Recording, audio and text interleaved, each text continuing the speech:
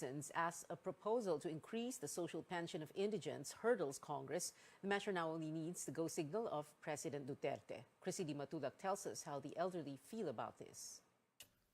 Every day, 74-year-old Linda Madrid wakes up with her daughter at 6 in the morning.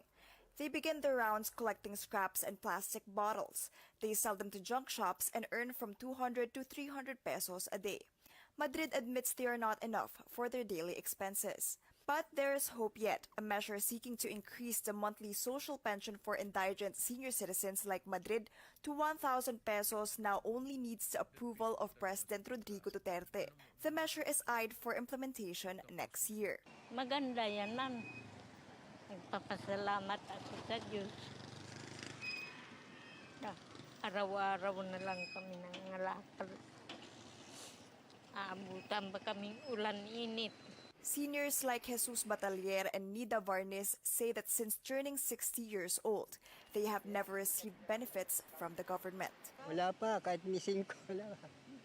Nag-edad ako ng 70, wala akong natatanggap. Malaking bagay yun, ma'am. Kasi ano na yun lalo ako, biyudo na, wala na asawa. Pero may isa akong anak. Ako lang nagbubuhay. Oo, 63 pa lang ako, na ako sa munisipyo. Pero yung ano na yan, hindi ako nakakakuha ng pensyon na yan. Oh, bakit po na yun? Aywan ko ba, palakasan nata dito sa amin? According to data from the Department of Social Welfare and Development, as of May 2022, more than 4 million senior citizens are qualified beneficiaries of the social pension. Senior Citizens Party List Representative Ompong Ordanes says the measure to increase the benefits for indigent senior citizens has been in the works for quite some time. Last Monday, the bill was passed on third and final reading in the Senate and adopted by the House of Representatives the following day. Ordanes says they will make the process of distributing the pension for seniors easier with the help of the Social Work Department. May database na ang ating DSWD yan. Okay. Now, para sila maka-avail, mapupunta sila sa OSCA, Office of the Senior Citizen Affairs Office ng bawat LGU. Mag-a-apply sila. Nandun ang ating municipal CSWD. Kung sa city naman, ito yung city CSWD officer. For Linda, Jesus, and Nida, the amount will go a long way as they deal with their mounting daily expenses. Chrissy Di Matulak, CNN Philippines. More stories ahead. A foreign cargo vessel facing complaints over a collision in Palawan on Saturday that left 7 Filipino fishermen missing. And are we still seeing a fight for the Senate presidency? Senator Mig Zubiri may be headed to the top Senate post, with Senator Cynthia Villar now out of the race. Details when we return here on Newsnight.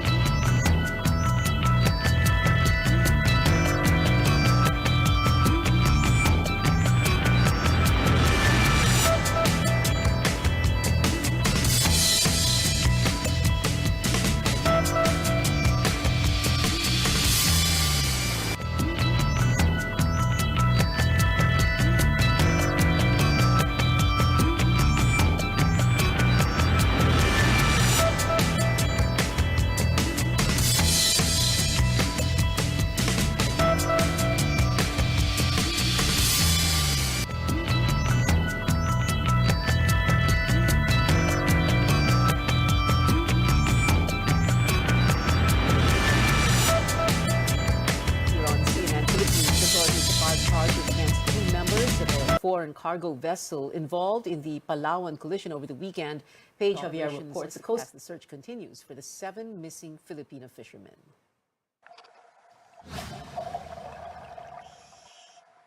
4 crew members of cargo vessel MV Happy Hero from the Marshall Islands are facing various complaints. The Coast Guard filed a case Tuesday afternoon over the collision with Filipino fishing vessel FB Jot 18 off Maracanao Island in Palawan Saturday. The Coast Guard filed the case to the master and the officers of MV Happy Hero at ang TK Prosecutor's Office. Kahapon po yun ng alas 4 ng hapon. Ang charges na ibinigay nila natin sa kanila is reckless imprudence, resulting to multiple homicide and serious physical injuries and damage to properties. Facing charges are the captain of the ship, who is a Croatian, the second mate, who is Romanian, and 2 Filipino officers. The Coast Guard says among the grounds for the case are the scratches and damage they found on MV Happy Hero during an underwater inspection. Based on the initial investigation, the Filipino fishing vessel was anchored during the incident. So, yung machine naka-anchor, may problema sila, nandun sila. Base sa informasyon, natutulog nga yung mga crew eh. So, may nakakita na parating yung barko na malaki. So, nagising niya yung kanyang mga kasamahan. 13 nagising niya. MV Happy Hero will remain in the country pending a court order.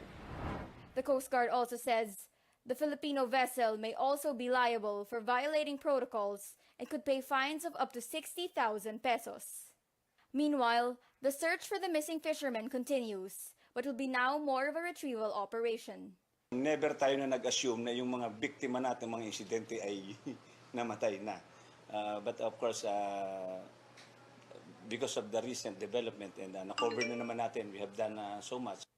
The Coast Guard vows to locate the missing fishermen while making sure justice is served for the tragic incident. Paige Javier, CNN Philippines. In global health coverage, celebrations in the major financial hub of China as officials allow millions of people to leave their homes for the first time since late March. Shanghai ended its lockdown on Wednesday as COVID-19 cases begin to decline. Businesses no longer need the so-called white list approval for on-site employees, but workers will still be required to present negative COVID-19 tests. Tourism leaders in the United States, meanwhile, are pushing to end the pre-travel testing for vaccinated tourists. Airlines for America and the U.S. Travel Association say the requirement does not match the threat of COVID-19 and is only harming the economy. A looming monkeypox outbreak in more countries. The World Health Organization reports more than 550 cases in 30 nations. It says this is the first time monkeypox has spread this fast, but the WHO is, quote, not concerned about a global pandemic for now.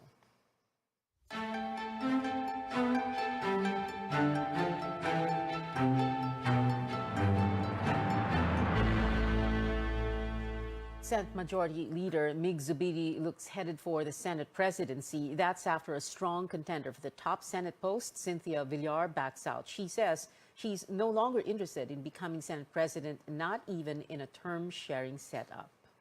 Hindi, wala nang aspiration. Ayoko na. I want a simple life. I've always wanted to form a supermajority in the Senate. So I would like to thank from the bottom of my heart Ma'am Cynthia Villar for her support and graciousness and magnanimity in helping me form a supermajority. Zubiri says the next Senate President pro tempore will be Loren Legarda, while Joel Villanueva will replace him as Majority Leader. Other possible chairmanships are flashed on your screens. Neophyte Senator Robin Padilla will get or Senator-elect Robin Padilla will get the constitutional amendments and social justice panels, while Raffy Tulfo will lead the energy and OFW committees. President-elect Bongbong Marcos met with some members of the incoming 19th Congress Tuesday. They discussed his legislative agenda and his first State of the Nation address in July. Among those present were Senate Majority Leader Zubiri and House Majority Leader Martin Romualdez. Joining them were Senate President pro tempore Ralph Recto, Senators Bato de la Rosa, Nancy Binay, Bong Revilla, Lito Lapid, and Senators-elect Loren Legarda, Raffy Tulfo, Jinggoy Estrada, and J.V. Ejercito. Iloilo Representative Janet Garin and Isabela Representative Tony Pet Albano were also in attendance for the lower chamber. President-elect Marcos asks the Supreme Court to dismiss a petition that seeks to cancel his certificate of candidacy. Marcos insists that the Presidential Electoral Tribunal has the jurisdiction over his case and not the Supreme Court. High Court justices also sit as members of the Presidential Electoral Tribunal.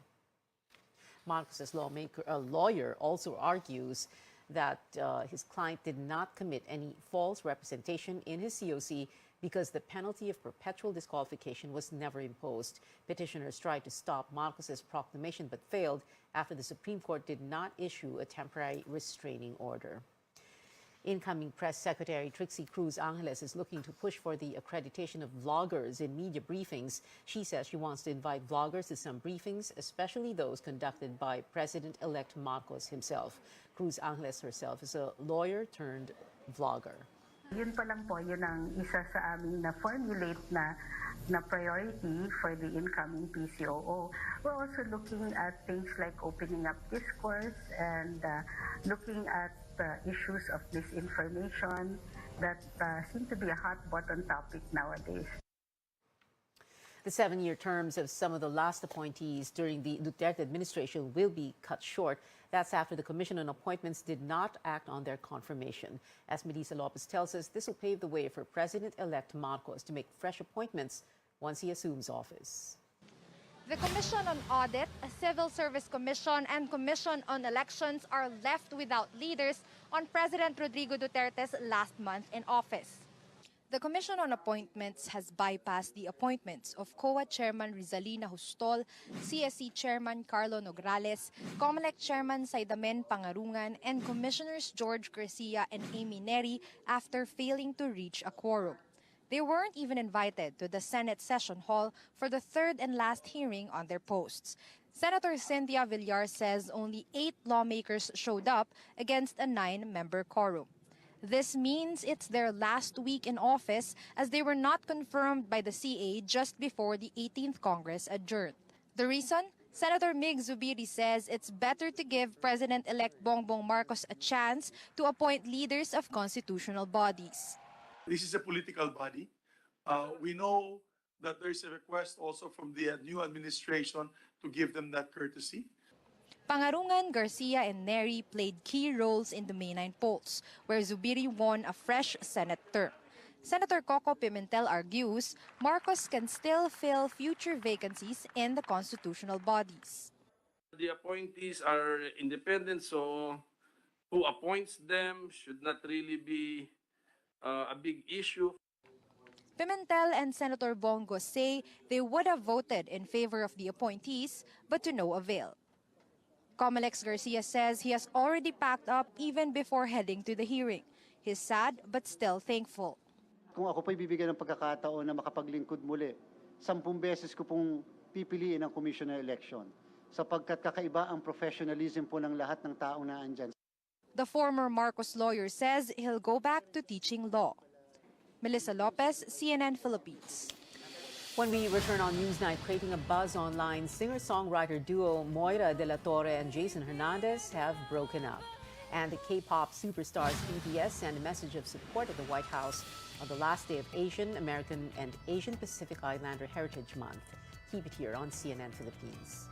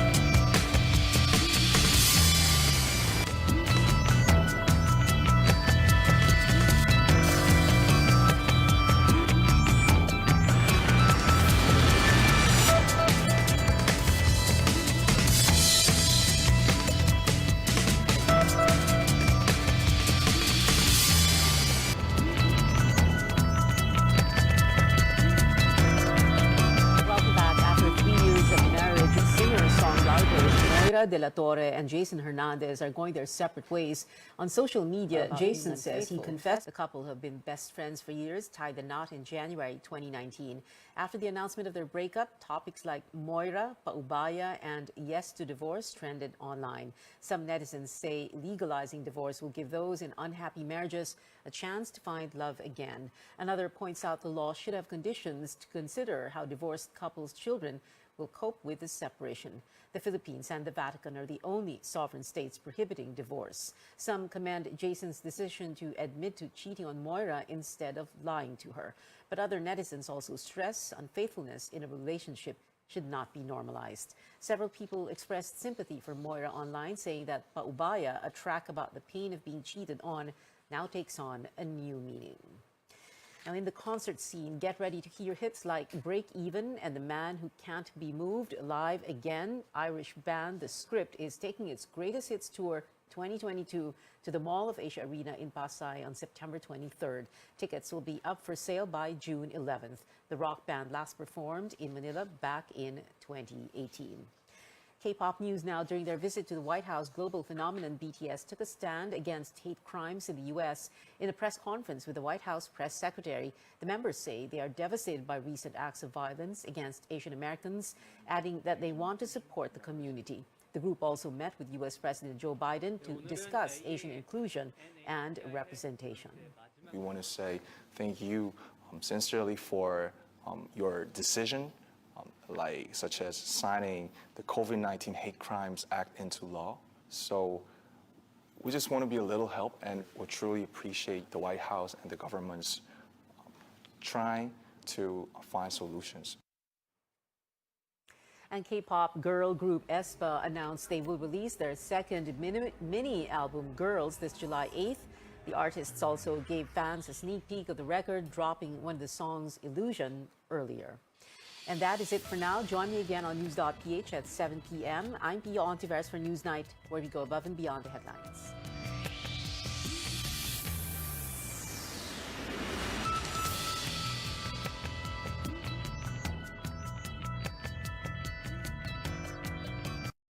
This program is brought to you by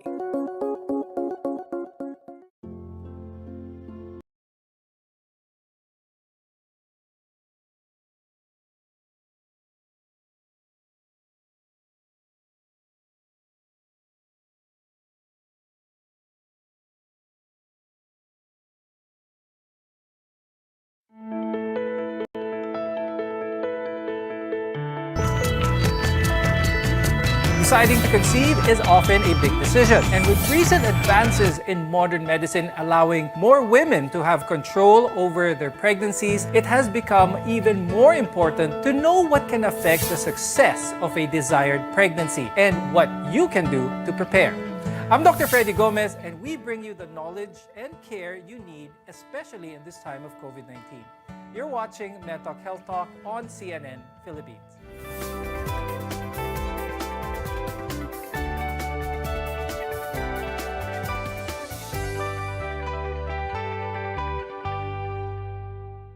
Following the onset of the pandemic, births in the Philippines have dropped to some of the lowest in decades.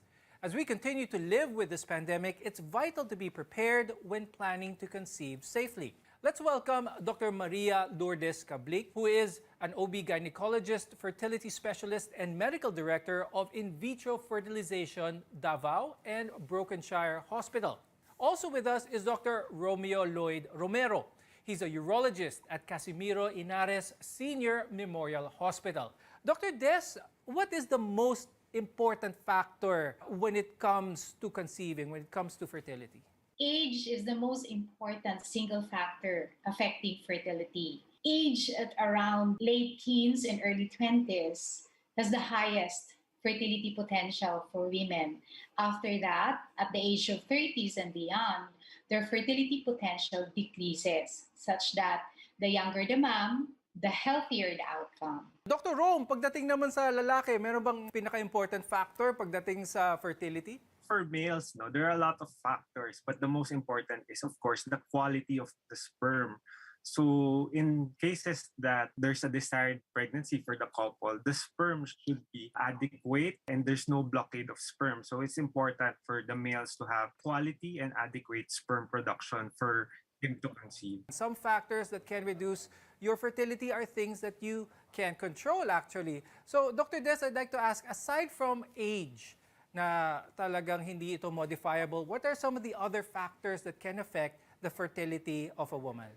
With ovulation, it is important to note that the regularity of the cycle, then commonly you ovulate, you're fertile most of the time. Hindi ito modifiable. What are some of the other factors that can affect the fertility of a woman? With ovulation, it is important to note that the regularity of the cycle. Aside from age, na males to have quality and adequate sperm production for him to conceive. Some factors that can reduce your fertility are things that you can control actually. So Dr. Des, I'd like to ask, aside from age, na talagang hindi ito modifiable, what are some of the other factors that can affect the fertility of a woman? With ovulation, it is important to note that the regularity of the cycle, then commonly you ovulate, you're fertile most of the time. And with the ovulation, timing of sex, okay? You may ovulate, but you don't have sex, so you won't have pregnancy. And another important factor is the body weight. Okay, so that boils down to lifestyle. So as you keep your weight close to your ideal for your body, then we assume and presume that you have a regular ovulation.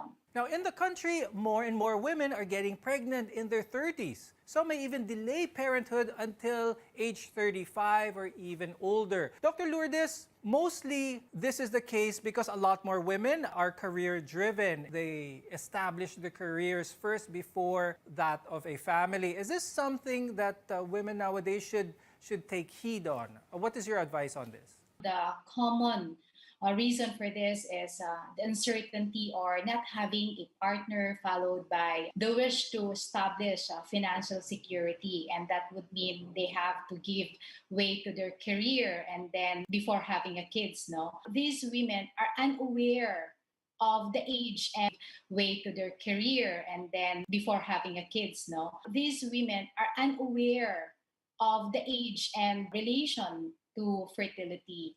So there goes also that the risk also that goes with pregnancy around this age. If you are at age 25, the risk is 1 in 1,250. But if you are at age 40, complications of pregnancy is as high as 1 in 100 women. And speaking of complications, we're referring to hypertension, miscarriage, birth defects, diabetes. So these are the common and also difficult labor. Now, it's important to remember that while these risks are likelier after 35, maybe 40 years old, this does not mean that all women are affected. Still, certain genetic risks are more evident as women age. Dr. Des, let's talk about this a little bit more. What are some of the genetic risks naman for infertility? As your age advances, chromosomal anomaly. That is why there is a higher abortion rate when the woman has an advancing age. And this is particularly due to the chromosomal anomaly that goes with ages. Dr. Des, when it comes to infertility here in our country, para dun sa mga hindi makaka-afford, they find themselves wanting to have a baby, what are the options for them? Nowadays, they really make the effort to go to the centers or approach doctors regarding the condition. So the very simple step to help this infertile or subfertile couple is just semen analysis. Okay, so that's very accessible, cheap examination. So with that, you can rule out if the male has a problem. Is this true? Can someone determine kung sino ang may problema, kumbaga? Or is a viable, distinct test really needed to determine which among the couple needs that? For you to know that you are infertile, first of all, we tag a couple infertile if they are unable to conceive for 1 year. And we also, for some patients who already have a family, either the mother or the father who already had a child but was unable or having difficulty to conceive after a year. That is called secondary infertility. So you wouldn't know until you get somebody pregnant. Age could affect a woman's fertility, but men may also be the reason for a couple's inability to start a family. Now, more on this when we return. We're in connection to healthcare. You're watching That Talk Health Talk.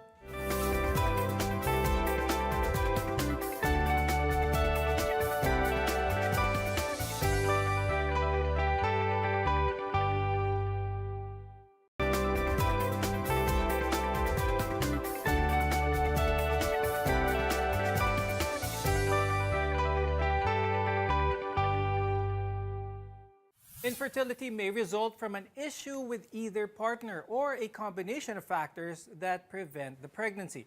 I'm Dr. Freddy Gomez, and you're watching MedTalk Health Talk. We're together in health. The main symptom of infertility is the inability to get pregnant. There might be no other obvious symptoms. Sometimes women may have absent or irregular menstrual periods.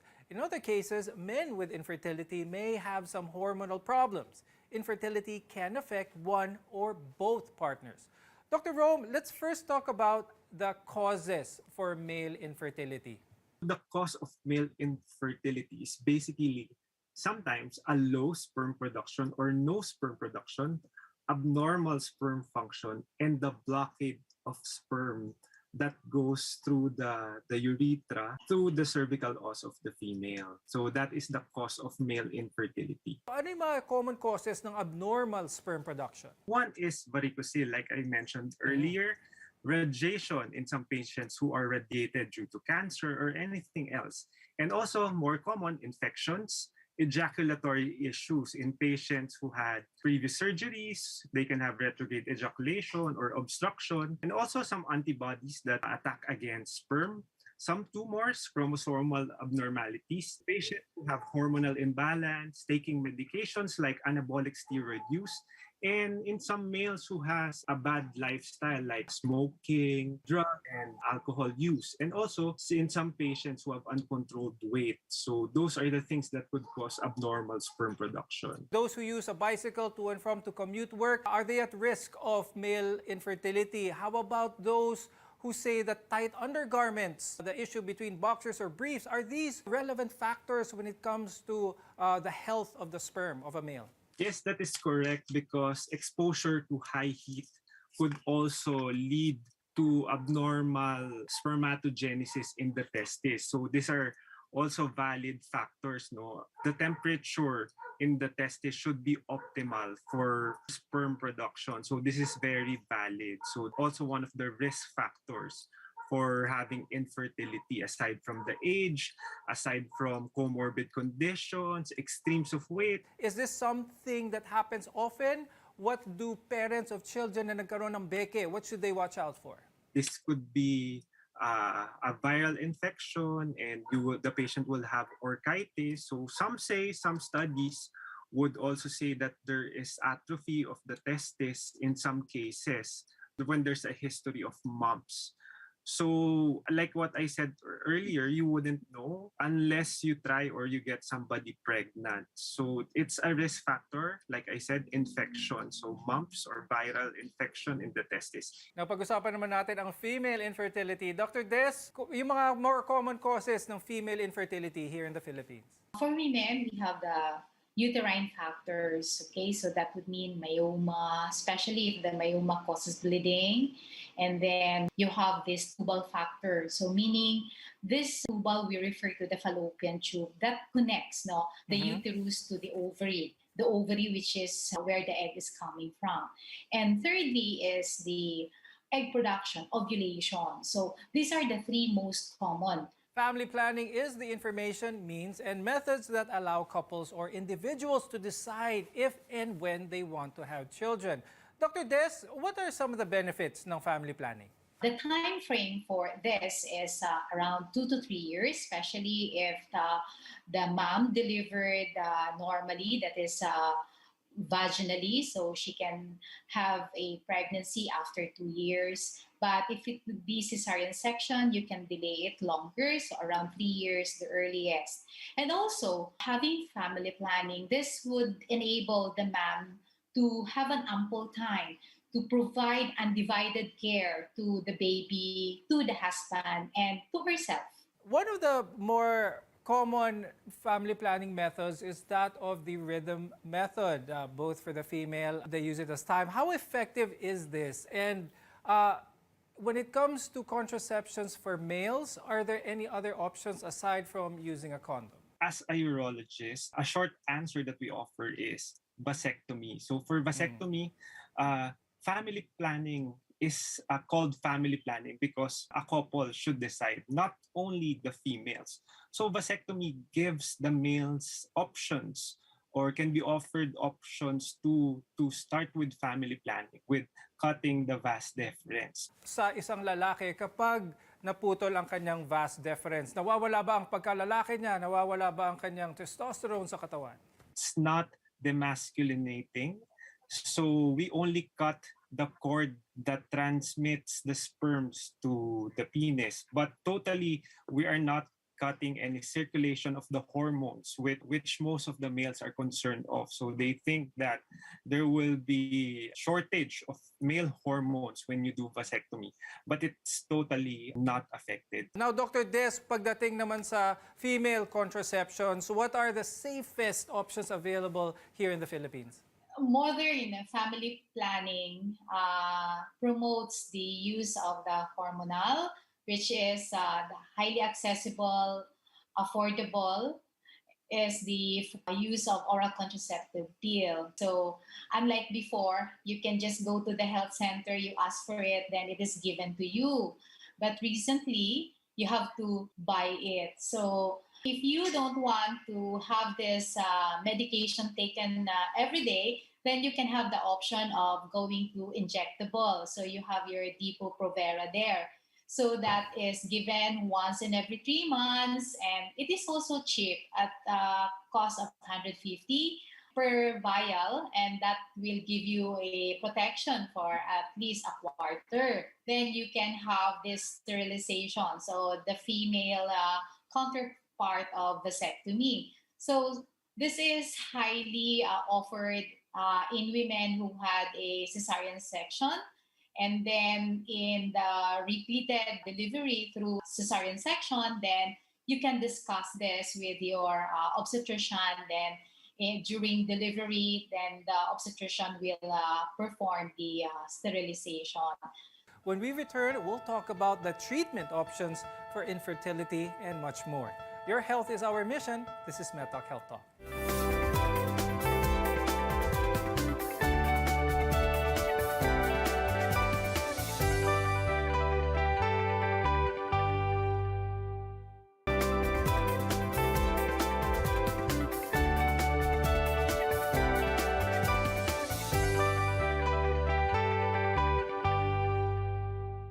Many people are maybe unaware of their infertility problems. They may cause no symptoms and can go undetected during medical visits, and treating infertility can be complicated.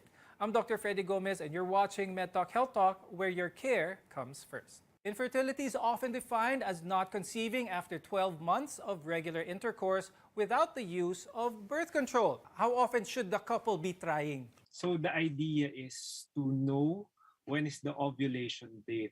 Some would say to have intercourse during those times. No? So in some cases, I tell my patient to do it every 2 to 3 days. So it wouldn't be difficult to be doing it every day. So that of getting pregnant. So during those ovulation dates. So nowadays, there are apps that they can download that I tell my patient, especially for the female, they just have to log in the menstruation dates, and it would predict their ovulation date. So nowadays, it's very easy to predict when they are fertile. Is this a factor when it comes to infertility? Meaning, if someone has a problem such as erectile dysfunction, does this affect the quality of their sperm, or is this totally independent?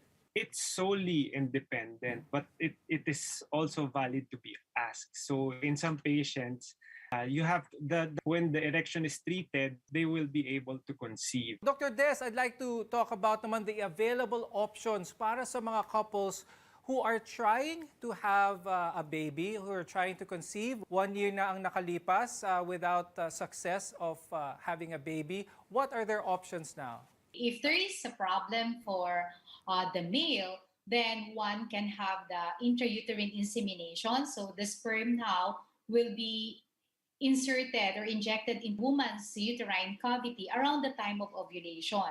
Okay, so that is one option. But remember, this can only be repeated around 3 to 6 attempts, provided that the injected sperm has reached around 11 to 14 million. So that is where the quantity of the sperm matters.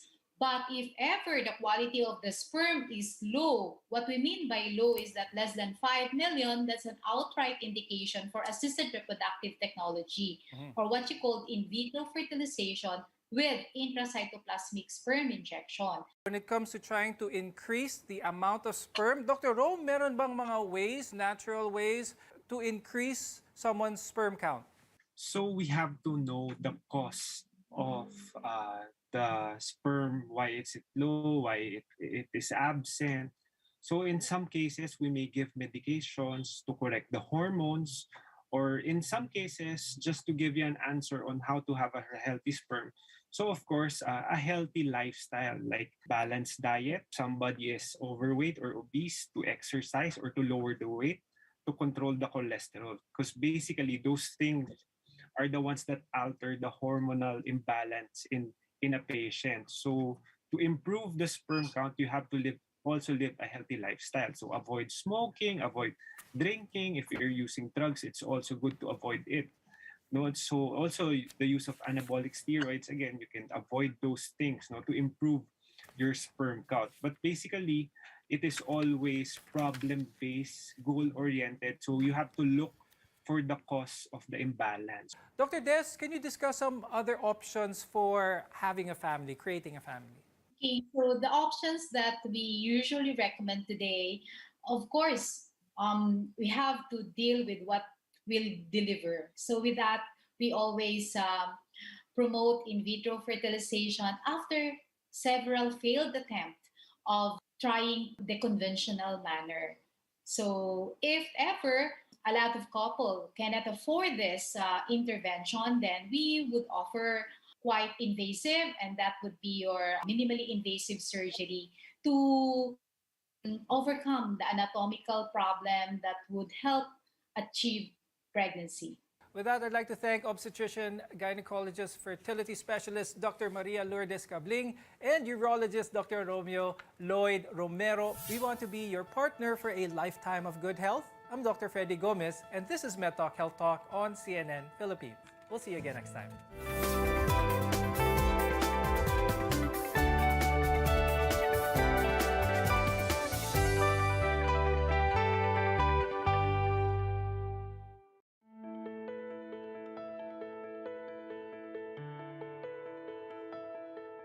Deciding to conceive is often a big decision. And with recent advances in modern medicine allowing more women to have control over their pregnancies, it has become even more important to know what can affect the success of a desired pregnancy and what you can do to prepare. I'm Dr. Freddy Gomez, and we bring you the knowledge and care you need, especially in this time of COVID-19. You're watching MedTalk Health Talk on CNN Philippines.